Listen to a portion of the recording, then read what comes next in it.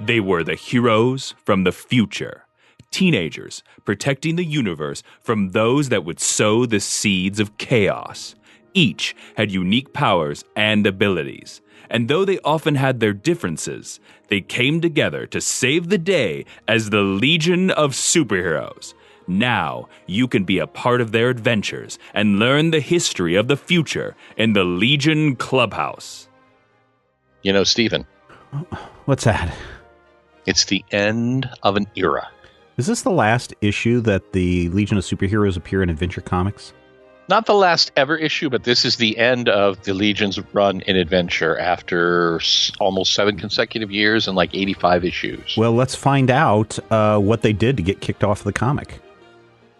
Adventure Comics number 380, The Amazing Space Odyssey of the Legion. Published May 1969. Written by Jim Shooter with art by Win Mortimer from Shooter Layouts. Synopsis. The Legion is replaced by perfect android duplicates. I have this theory about Jim Shooter. We've talked about this before.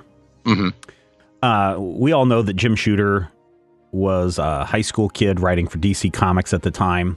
Yep. And we have seen influences from Star Trek and other pop culture things and historical things that were going on during his time period.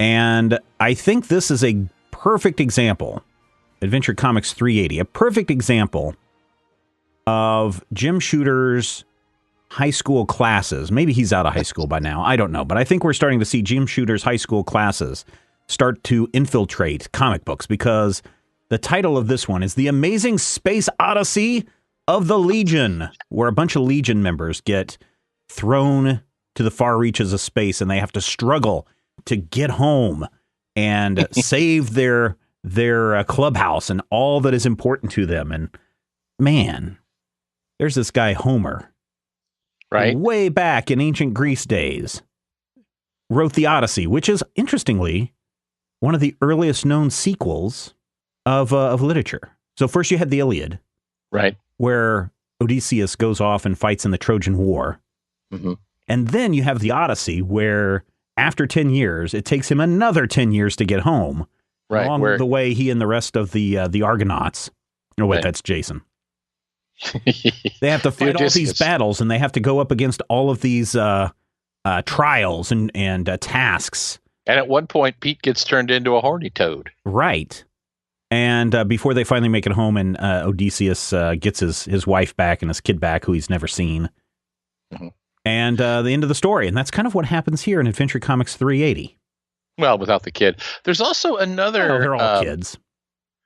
I think there's another antecedent, at least in the title. I believe that you are correct that Shooter at some point, and right about now, he would have been graduating. Shooter is going to be 18 or 19.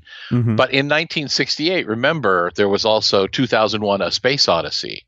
True, but this one... So Space Odyssey would be a little bit more different if, like, the Clubhouse computers were turning on them, right? Or if all of a sudden they all tripped out on drugs and there was a 30 minutes of split screen or split scan camera work being done, I could see that, right? But this is literally, there's a point where, and I think this is in the Odyssey if I remember, where they're being lured to their deaths by the sirens. By sirens, out there on the rock. And at one point in this book, we see Duo Damsel is like, oh no, it's right out there on the rock. We have to go out there. And Bouncing Boy's like, no, don't do that. That would be silly. And so, yeah, I think there's a lot more of the Odyssey in this than 2001, A Space Odyssey. Absolutely. And the fascinating thing about this story is, once again, Dream Girl might as well be Deus Ex Machina last, because in the second panel of the story, Dream Girl is like, Superboy, I must tell you a secret. And then they do that annoying Gilligan cut where Superboy is like, but really? I will get eaten by a dinosaur with kryptonite teeth. A crocodile. It's a crocodile with kryptonite teeth. Mama say he upset because he got all them kryptonite teeth, but he don't have no kryptonite toothbrush. Yeah, I don't know. It's a little weird. It is, and the most horrifying part is... I can tell you when we get to the end of this issue, I can tell you why they were not, the Legion of Superheroes were not invited back to Adventure Comics after this. We'll get to that. There's a horrifying moment where you see this big, I don't know if you'd call it like a lizard creature. It kind of looks like a fat mouse with the head of a rhinoceros, but it takes Superboy in its jaws and it's like, ah, and then it's got kryptonite teeth. But you cut to this reaction shot of Chuck and Lornu, and they're like, oh my God, Superboy's been eaten to death. The Legion just watched one of their core members get eaten, devoured by this giant mouse rhinoceros. And it's just this throwaway moment in the story. And I'm just like, oh my God, why? Well, so this is the thing, though. This is the thing. If you're a good comic book reader, then you know that there's no way Superboy can die because we have the grown-up Superman. That's one of the problems with having the Superman story and the Superboy stories and even the Legion stories all running at the same time is Superboy, there is no peril. Where Lightning Lad, there is peril. Or, Starboy getting kicked out of the Legion. Any of that stuff can happen in these tales where there is no historical significance or there's no historical repercussions. This one, Superboy dies, and man, the entire timeline just instantly unravels. No, and suddenly, Chuck is this super thin, buff dude, and Invisible Kid is like the smartest person in the universe, and Brainiac 5 is like, I don't know why they call me Brainiac 5. Brainiac 5 is, sir, not appearing in this film. I know. But I'm just saying, if Superboy were to be undone, there would be no reason to have Brainiac, therefore no reason to have Brainiac 5. Or would Superboy actually being undone make Brainiac even more dangerous? Good question. But Superboy's dead, and the Legionnaires immediately start building him the Washington Monument to commemorate their loss to their fallen friend. So an obelisk is not just a Washington Monument. No, it's a Washington Monument. But it is, it is something that's been around for tens of thousands of years. Like the Washington Monument. And Washington Monument hasn't been around for tens of thousands of years. That's why they named the city Washington, D.C. They came there. They found the Washington Monument. They're like, our president's named Washington. How weird is that? And that's why they built the Colosseum and everything that they built there. And then out of all of the raw materials on this desolate planet, they cobbled together a spaceship. And it is actually quite clever, the use of the powers of the Legionnaires to make this spaceship, because obviously, you can't just build a spaceship out of nothing. You have to have iron ore. And of course, once you have the iron ore, you can have your Sun Boy melted and your Cosmic Boy manipulated it magnetically. And it's got some really interesting moments to it, especially I think the best moment of the whole thing is Duo Damsel, the mighty hunter. Because while the boys are building a spaceship, Duo Damsel's like, okay, it's a long way back to Earth. I'm going to go gather water and kill some rabbits. That's scary. No, you gotta eat. But all of this, Ultra Boy then throws the spaceship up into the air, even though they could have had light last, just turn it super light. Right. It would have been easier to get out. But it really brings up another question. Don't they have Legion flight rings at this point? Yes, they're all wearing flight rings. So doesn't the flight ring also protect them in space? It has not yet been established, but eventually, yes, the flight ring will be shown to have the transsuit capacity that will allow them to travel in space. I mean, these kids invent light bulbs, ladies and gentlemen.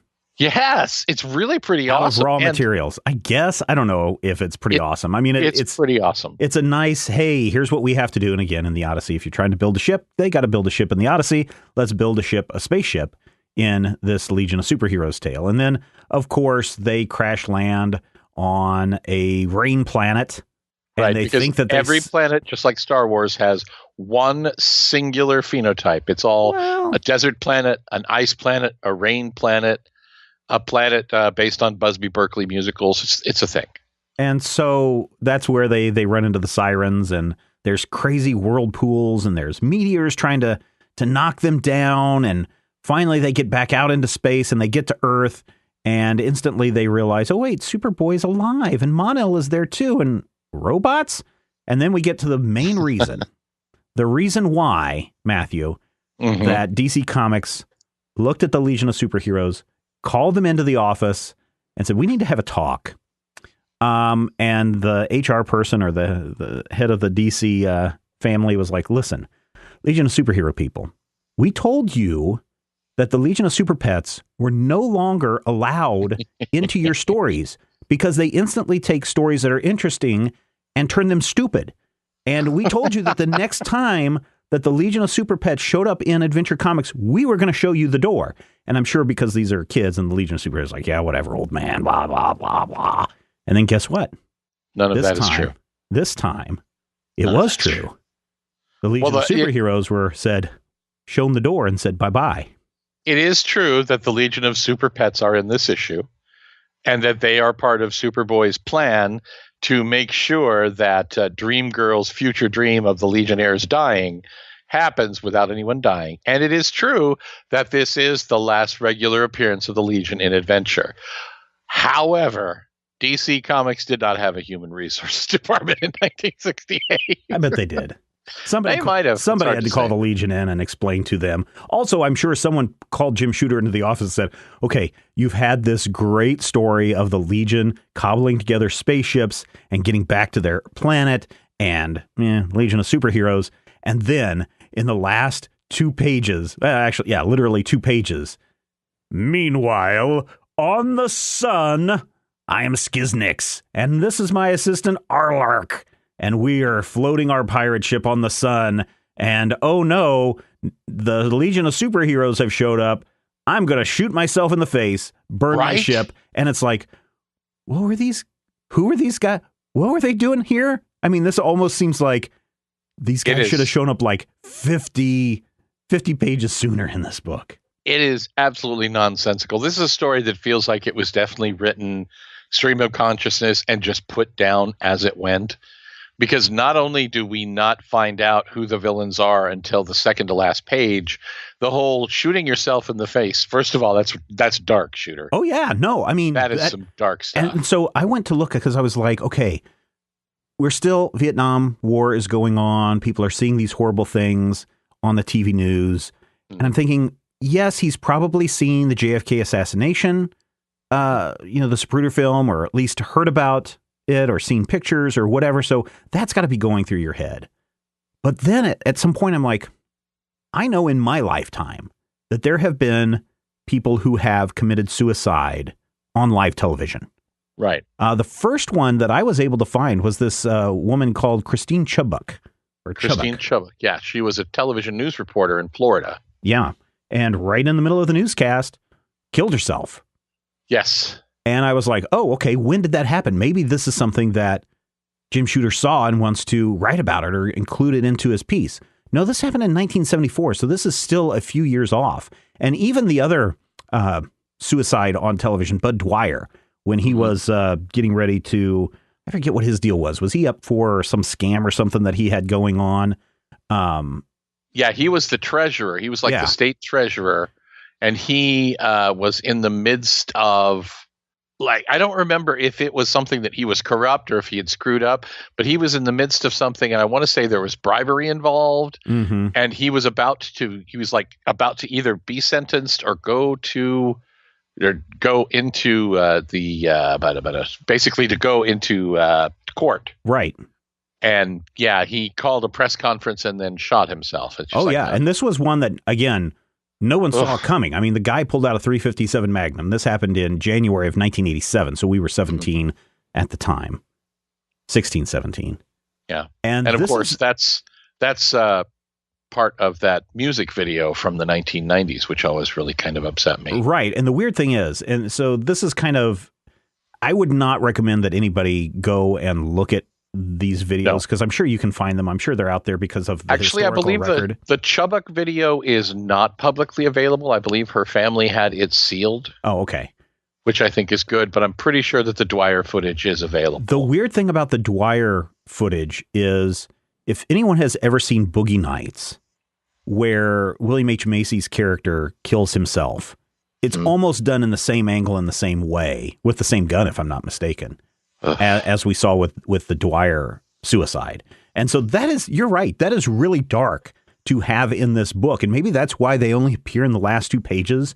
where it's like, okay, nobody has any attachment to these characters, but then the guy pulls out his space gun and shoots himself in the face. It is like weird. Yeah. I was not prepared for that in the last page of this book.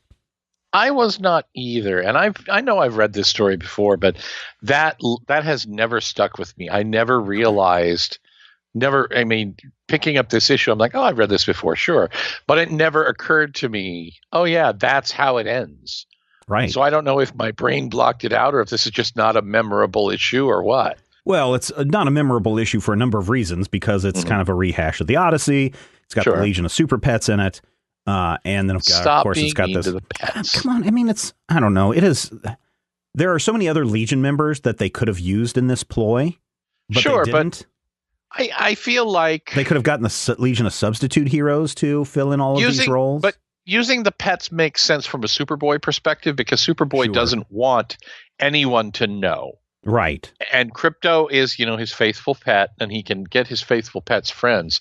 Most interesting for me in this issue, though, is they make a big deal about Jonah, secretly Ultra Boy, right, switching back and forth from one power to another.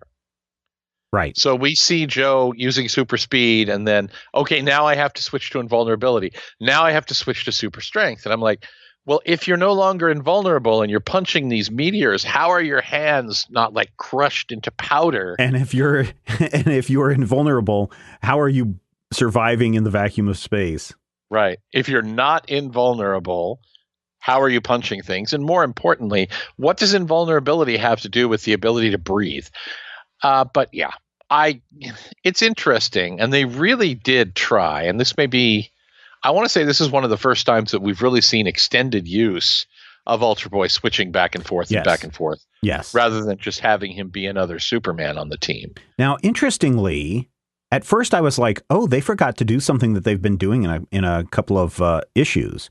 But then they corrected it in literally the next panel, where they introduce Jonah, where it's like, hey, Joe, what's going on? And they forgot in the very first time that they did it to put the little box in there that says Ultra Boy's real name is Jonah. But then 2 pages later, they went ahead and did that.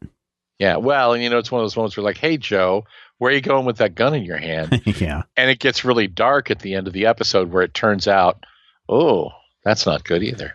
So Bouncing Boy, this is the other one that's really weird. Bouncing Boy and Duo Damsel are trying to get their relationship jump-started, or maybe Bouncing Boy is hoping that he gets to jump-start the relationship. There's some definite ship tease in here, yeah. But Duo Damsel's kind of depressed because she thought she saw a ship out on that island, and then Bouncing Boy's like, listen, don't get depressed. You just need to have a reason to be on this team. My reason to be on this team is for comic relief. And I'm just like, wait a minute. That's hurtful. Is the bottom line, there's two things that can come from this. Number one, it perpetuates the stereotype that fat people are to be laughed at, the sideshow circus type thing. Right. And then there's this weird lesson. And again, I know a lot of people would say, no, this isn't the lesson. But no, seriously, depending on your point of view, you could look at this and say, oh, the other lesson is if you can't be funny, then you better be pretty, or you have no reason to be part of a team. He explicitly says to her, it's okay, honey, you're pretty. Yeah.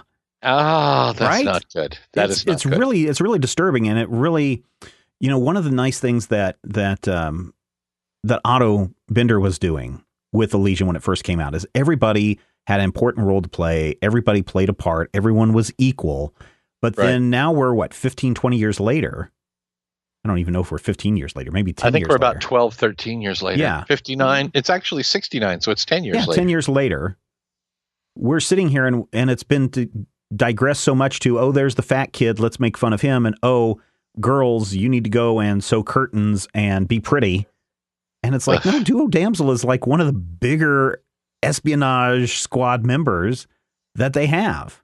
And even though part of her is missing, a third of her is gone, she's still super important to the team. And I was just like, wow, and again, I'm sure some people just gloss over this stuff, but I get to some of these things and I'm like, ooh, that's kind of disturbing and that's kind of awkward. And that's probably not the message that they intended to say. And I know some people would be like, oh, I never thought of it this way. And that's fine. But it's the same way when recently the movie came out, Shazam. And I had talked about one of the underlying meta messages that someone can take away from this is not only are parents awful, but single parents are the worst because of the way that they abuse their kids in this movie, or neglect, abuse, both, half dozen of one. Right. And I think that those themes popping up in a shooter story and not in a Binder story may just be a level of maturity. I mean, Otto Binder is a grown man who's been writing science fiction for decades at this point. Right. Whereas Jim is, an 18-year-old, but it is distressing to see it in a Legion context. Yeah, and especially in a Legion story that ends with, suicide. Yeah. But I mean, we spent a lot of time talking about how those early Legion stories really avoided a lot of the pitfalls of, gender politics and interaction because it's a shining future. As we go on, the Legion feels like it's more contemporary to the time that it's coming out. Yes. And so this issue story, while it does set some important background and a little bit more of the groundwork for what would eventually become a relationship between Bouncing Boy and Duo Damsel, I just don't like the way they do it.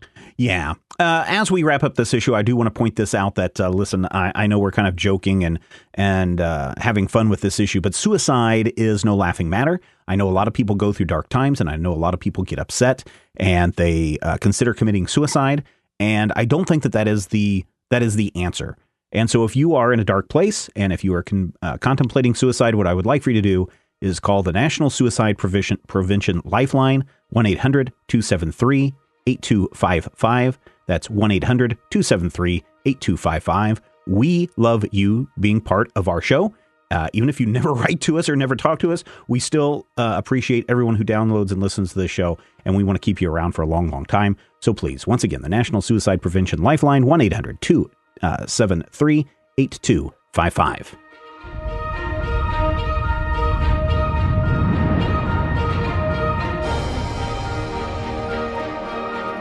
If you enjoy the show, we would appreciate your support. You can find out more and become a Legion Clubhouse member at patreon.com/major spoilers. So what's going on? So there's something weird going on here, Matthew, in between issue Adventure Comics 380 and Action Comics 378. And I know today, in this day and age, we complain a lot about paying $3.99 or $4.99, or in some cases, $7.99 for a comic book. But between Adventure Comics 380 and Action Comics number 378, something happened. Yeah, the price of a DC comic went from 12 cents to 15 cents, or an increase. Oh my God, those people! 3 cents! If I had, I could buy 5 comic books with the price that I could be saving.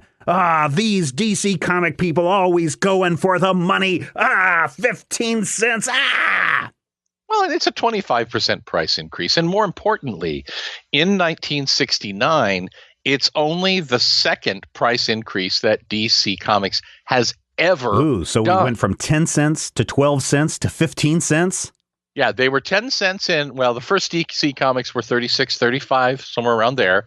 Yeah. And DC Comics did not increase until 1962. And I don't actually remember what issue of Legion that would have been, because I think we were in that early sporadic period.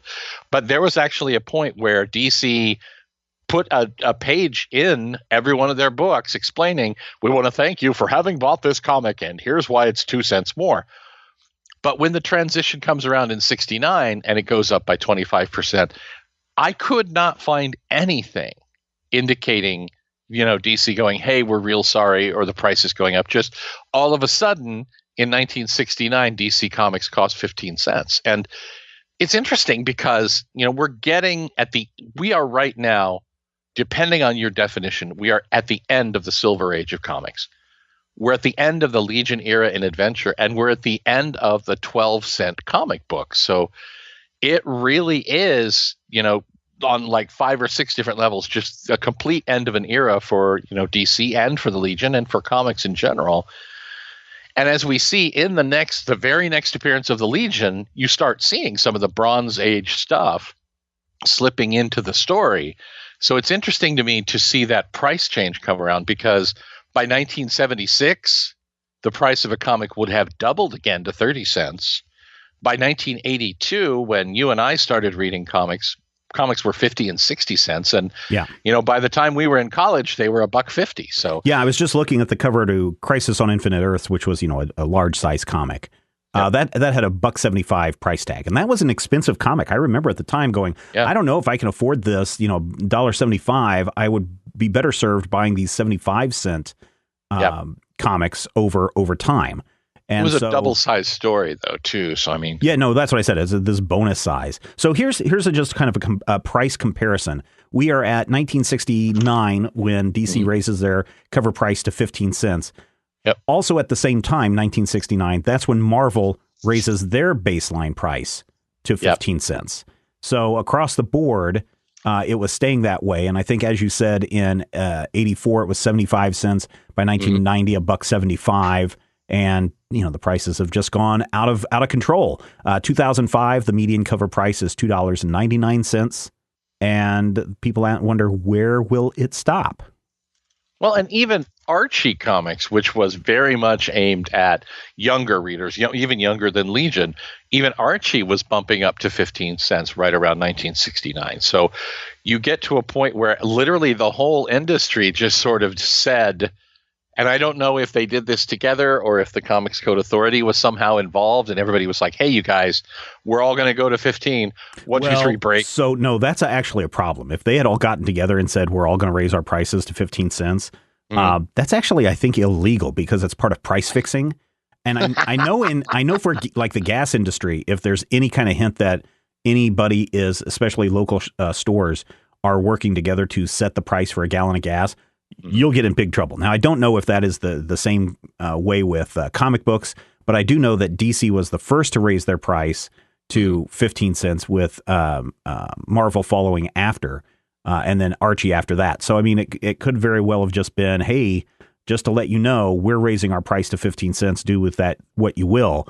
But yeah, for all of them to get together and say, hey, you know what we're going to do this year? We're going to raise our price by 3 cents, and we're going to rip off these little kids for all the pennies they've got. I wouldn't put it past them. I mean, but that would be really illegal.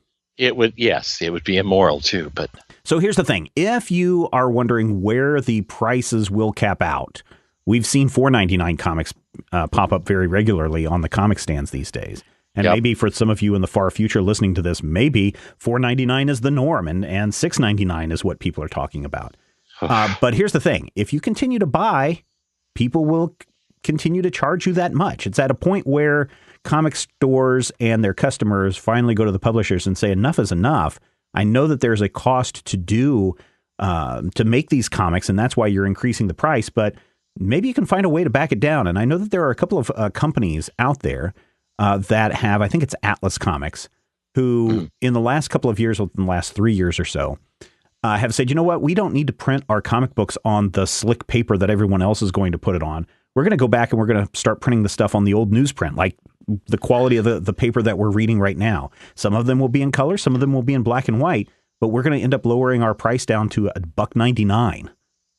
And they've been doing very well with that price point. So maybe, I don't know, would you want to go read a comic book today if you'd pay $1.99 if it was still on the same quality of paper or that newsprint paper that we had when we were kids?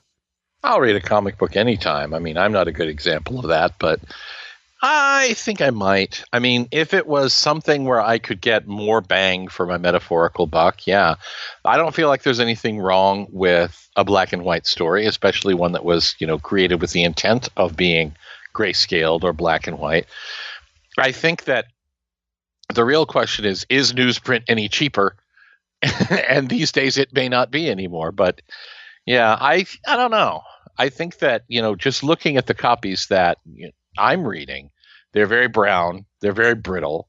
These are books that if I were grading them, sometimes they'll even fall apart in your hands. So, I mean, it's not something that even these classic comics are going to last forever. The modern books, you have different issues. I always have an issue with ink coming off on my fingers. But well, I mean, there's a much larger discussion that we could have on the long-term storage of comics as far as, are these even collectibles anymore? And we've gone into such a trash media today where either you can get this stuff in digital, or these are things that you just read and literally throw in the trash or give away. Do we even need to worry about picking up an issue of this in 50 years if we have it in digital, or if we have electronic versions of this and easy printing of these issues again, or reprints of these issues again in 50 years? But that's a conversation, I think, for another time.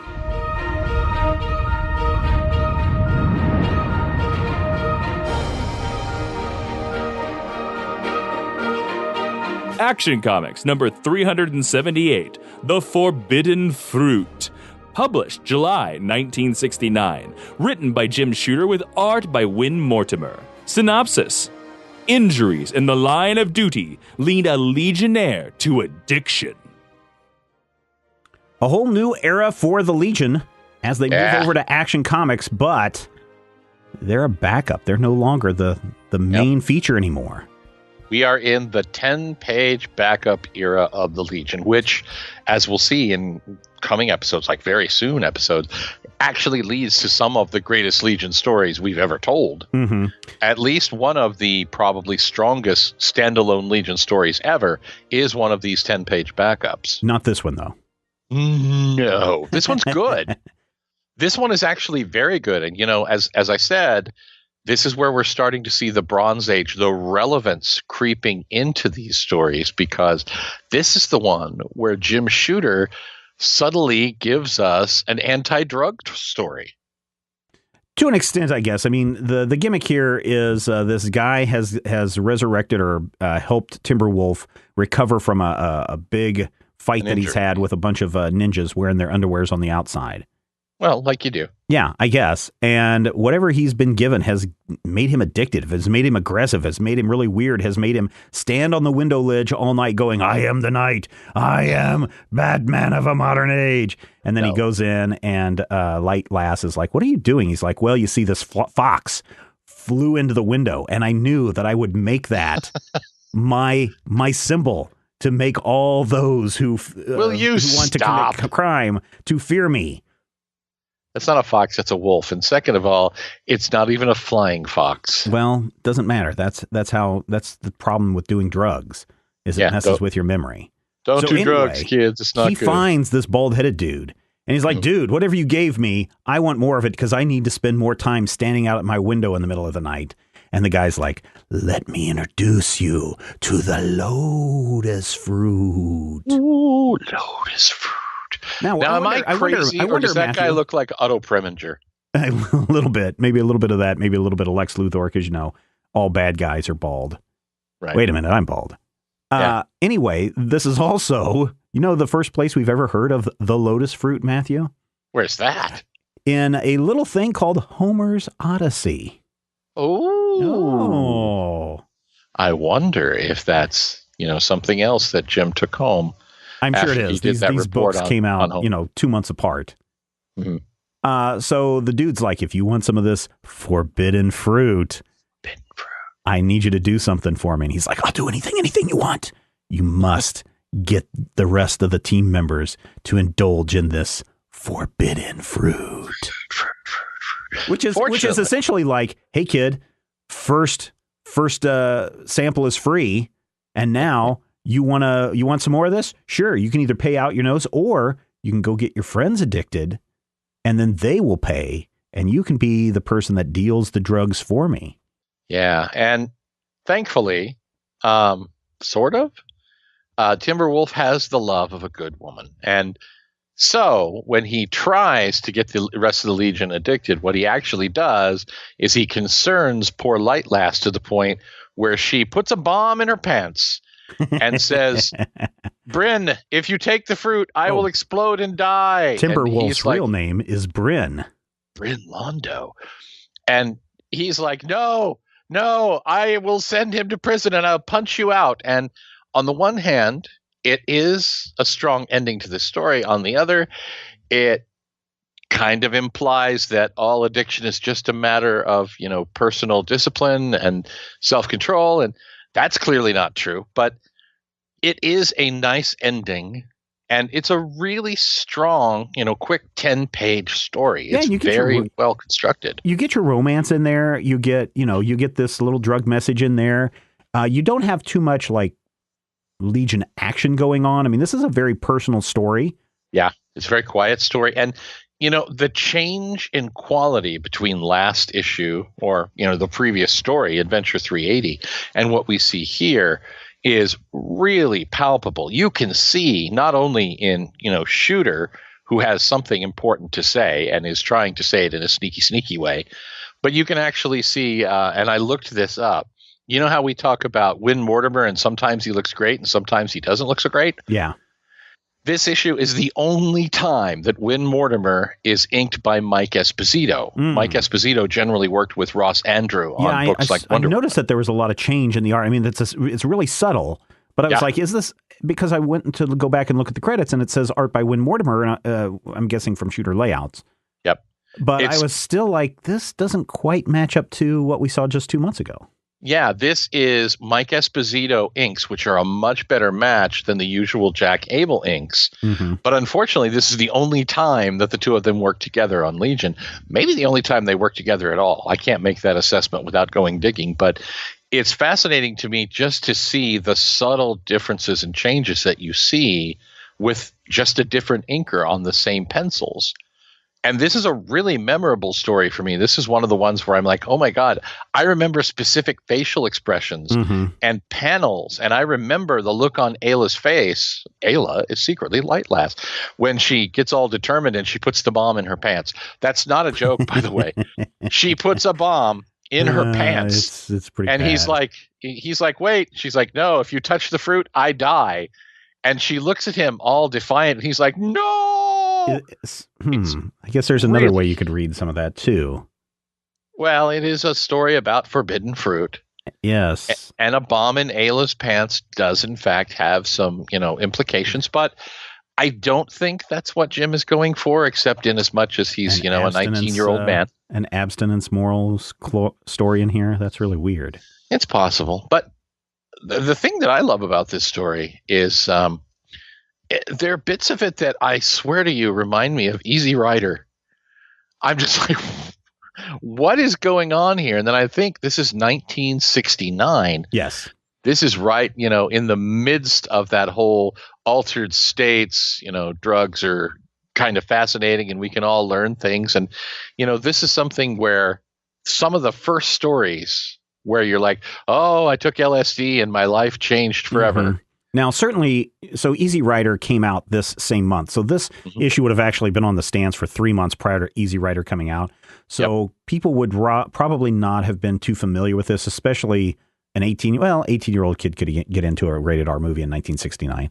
Possible. But it wouldn't have been out yet by the time this hit. Now, there certainly were a lot of other anti-drug movies that were out there, and certainly episodes of The Brady Bunch and others where Jan has to deal with a difficult situation.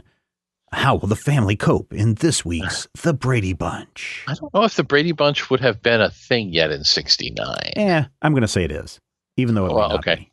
But I know that The Trip, which is that Corman movie with Jack Nicholson, was definitely out. And Skidoo, which is a terrifying movie that has, I swear to you, Groucho Marx stoned. Oh man, it's a terrifying movie.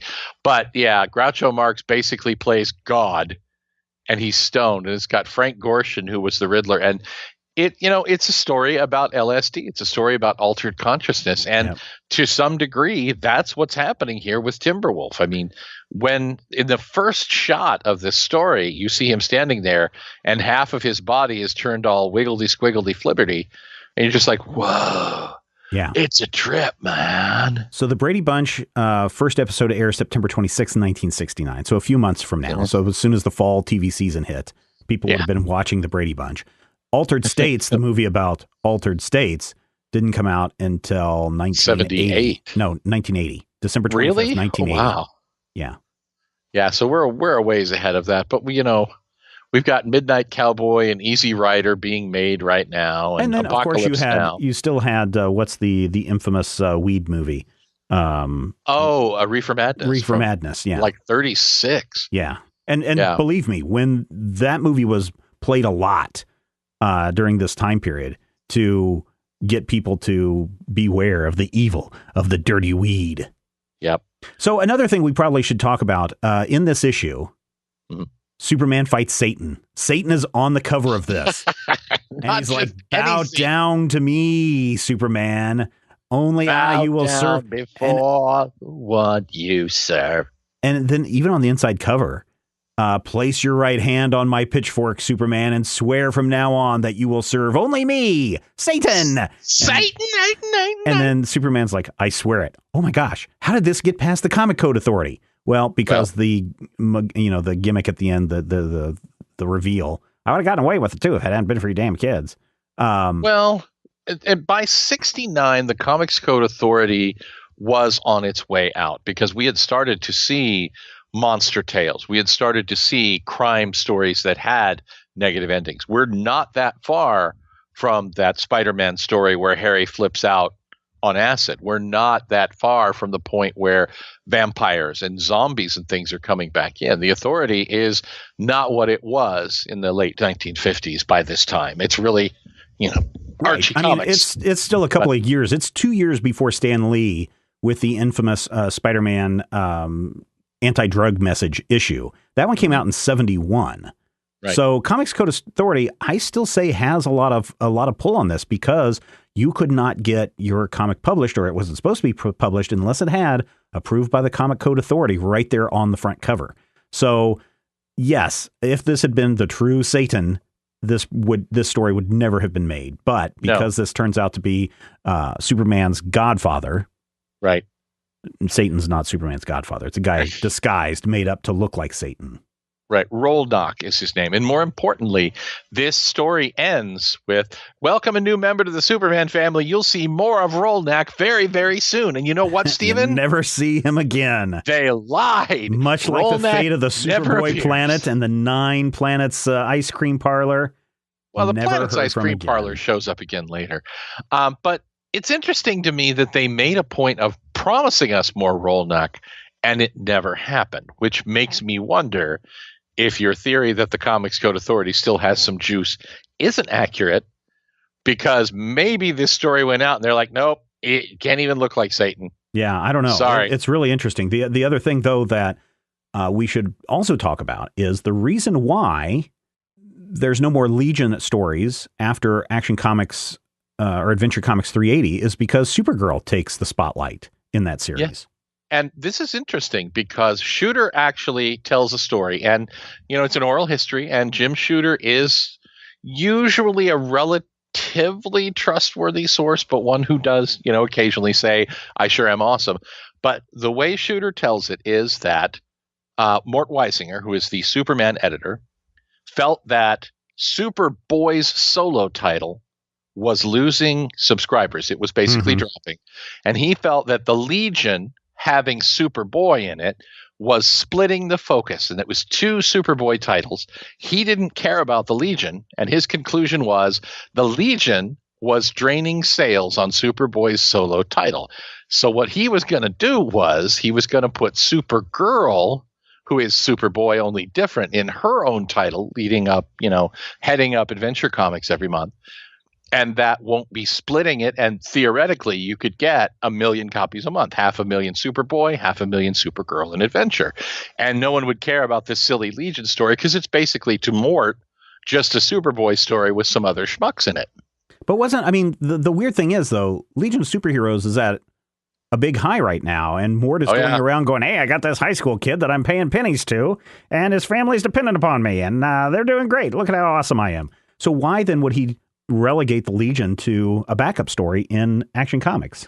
Because he didn't think that the Legion was a draw, and he didn't find out until about 4 months later when the Supergirl stories in Adventure Comics started plummeting in sales that people were not buying the Legion because it was a Superboy title. People were buying the story because it was a Legion of Superheroes book. And we'll see in these coming issues, as things start to come back into play, you'll see DC realizing, oh my God, we need more Legion. Mm-hmm. And we're not that far away from another title switch, which will be very ironic considering that Mort moved the Legion out of Adventure because he thought it was just another Superboy book and it was damaging sales on Superboy's solo title. Yeah. Yeah, because I'm not saying they take over Superboy's solo title in about 20 issues, but I'm not saying it either. Ladies and gentlemen, we are at the end of another Legion Clubhouse, which means it's time to reflect on what we've talked about this week. And Matthew, what have we learned this week? We've learned that I hate the nickname Soupy with the power of 1,000 burning suns. Also, we learned that if you are going to be teaching the Iliad or the Odyssey in your high school English class, you can go online and find a 1983 study guide for teaching the Odyssey. And I think we've also learned that from reading the letter column in these issues, that's all about nitpicking, that Marvel's no prizes just kind of ruined letter columns forever. Once again, that wraps it up for this installment of the Legion Clubhouse. Thank you so much for downloading and checking us out, and we certainly appreciate your support. You can follow us on Twitter at The Legion Clubhouse, or I think it's at Legion Clubhouse. I forget which one at the moment. But go and look. You'll hear Jason in a moment. He'll tell you where to find it. Also, check out our website, majorspoilers.com, and if you would like to see our discussions continue, and we enjoy doing this for you, please help us out. Head over to patreon.com/majorspoilers. Become a $5 member today, or even a $2 member, and make sure that these shows continue far, far, far into the version 3 era of the Legion. So, until next time, I'm Latin Lad. And I'm Bang Shang-a-Lang Lad. The Legion Clubhouse is a production of Major Spoilers Entertainment, LLC, and is produced by Steven Schleicher.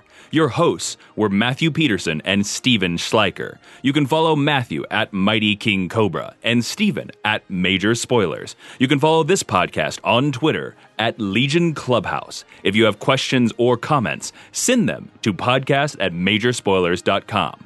I'm Jason Inman. Until next time, eat it, Grandpa.